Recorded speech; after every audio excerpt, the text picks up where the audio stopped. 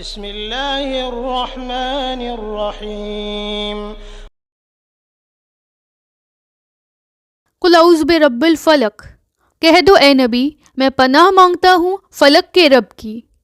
ہر نئی صبح یہ یاد دلاتی ہے کہ ہر تاریکی کے بعد روشنی ضرور آتی ہے۔ جب زندگی اندھیروں سے بھر جائے، درد، خوف، بے چینی یا اوور تھنکنگ، تو اللہ کی طرف بھاگو۔ وہی ہے رب العالمین، رب الفلق، جو اندھیروں کو چیر کر روشنی کو باہر نکالنے پر قادر ہے۔ سورہ الفلق ایک بہت ہی طاقتور اور حفاظتی صورت ہے جو ہمیں ہر قسم کے چھپے ہوئے یا ظاہری نقصان سے بچانے کے لیے نازل ہوئی۔ لوگوں کے حسد سے، رات کی تاریکی سے، سحر اور بلیک میجک جیسی چیزوں سے حفاظت کرتی ہے۔ سورہ فلق ہمیں یہ تعلیم دیتی ہے کہ ہم کسی انسان پر یا کسی اور پر اپنی پروٹیکشن کے لیے بھروسہ نہ کریں، بلکہ سیدھا اللہ کی حفاظت پر یقین کریں۔ اسی لیے جب انزائٹی ہو یا برے خواب تنگ کریں، یہ سورت پڑھ لیں اور آپ کے دل کو سکون آ جائے گا۔ من شر ما خلق، اس کے پیدا کیے ہوئے ہر چیز کے شر سے، یعنی ہر مخلوق محفوظ نہیں ہوتی، کچھ جان کر نقصان دیتی ہیں اور کچھ انجانے میں۔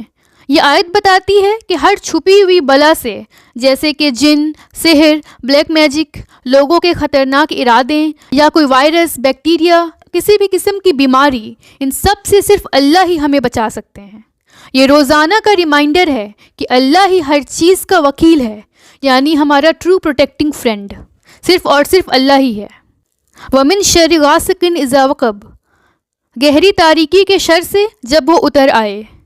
رات ہمیشہ ڈر، تنہائی اور چھپے ہوئے نقصان کی علامت ہوتی ہے۔ روحانی طور پر یہ یاد دلاتی ہے کہ بہت سی برائیاں اندھیروں میں ہی پیدا ہوتی ہیں۔ صرف جسمانی نہیں بلکہ دل کے اندھیرے کی بھی بات کی جا رہی ہے، جیسے کہ جب ڈپریشن، ہارٹ بریک، فیوچر کا خوف، اندھیرے کا ڈر، یہ ساری چیزیں ہم پر حاوی ہونے لگیں، تو یاد رکھیں کہ اللہ روشنی کا مالک ہے۔ فلک مطلب ہی ہوتا ہے کہ اندھیروں سے روشنی کو نکال دینا۔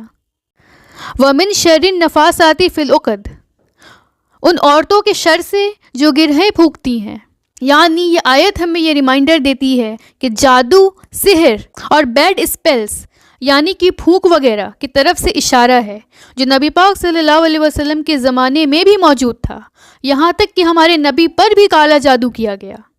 لیکن کالا جادو، سحر، نظر جیسی چیزوں سے گھبرانے کے بجائے اللہ ہمیں یہ سکھاتے ہیں کہ اس کا مقابلہ قرآن اور ذکر کے ذریعے اللہ کی مدد سے کی جائے، نہ کہ جاہلوں کے طریقے سے شرک اور بدعت سے کی جائے۔ روز اس سورت کو پڑھنا ہمیں اندیکھے نقصانوں سے بچاتی ہے جسے ہم دیکھ نہیں سکتے، اس سے پہلے کہ وہ نقصان آ کر ہم سے ٹکرائے اور ہمارا کچھ بگاڑ دے۔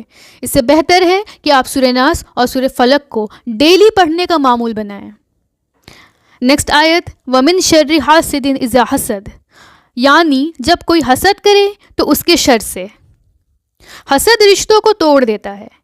اچھے سے اچھے رشتوں کے بیچ اگر حسد آ جائے تو سکون چھین لیتا ہے اور برکت کو ختم کر دیتا ہے۔ یہ آیت ہمیں یہ ادب سکھاتی ہے کہ نہ تو اپنی برکتیں دکھاوا بن کر بتائی جائیں، اور نہ ہی آپ کے اوپر جو اللہ کی بلیسنگز اتری ہیں اس کو کسی کے سامنے شو آف کیا جائے، کیونکہ آپ کے بلیسنگز اور آپ کی زندگی میں برکت کی وجہ سے لوگ آپ سے حسد کر سکتے ہیں۔ اسی لیے نبی پاک صلی اللہ علیہ وسلم نے فرمایا، حسد نیک اعمال کو اس طرح کھا جاتی ہے جیسے آگ لکڑی کو۔ حسد جیسی چیز بہت بری ہے، اسی لیے اللہ تعالیٰ اس صورت میں اس آیت سے ہمیں سکھانا چاہتے ہیں کہ ہمیں خود کو دوسروں کے حسد سے بھی بچانا ہے۔ صورت کی ریئل لائف ٹیک اوے یہ ہے کہ اسے صبح شام پڑھیں۔ سورہ اخلاص، سورہ ناس اور سورہ فلق کو ملا کر 3 دفعہ پڑھیں، تو یہ اللہ کی روشنی کی چادر بن کر آپ کو چھپا لے گی، ان کے تمام ظاہری اور چھپی ہوئی مصیبت سے آپ کو حفاظت کرے گی، ان چیزوں سے بھی جو آپ دیکھ سکتے ہو اور ان چیزوں سے بھی جو نظر نہیں آتی۔ جزاک اللہ خیر۔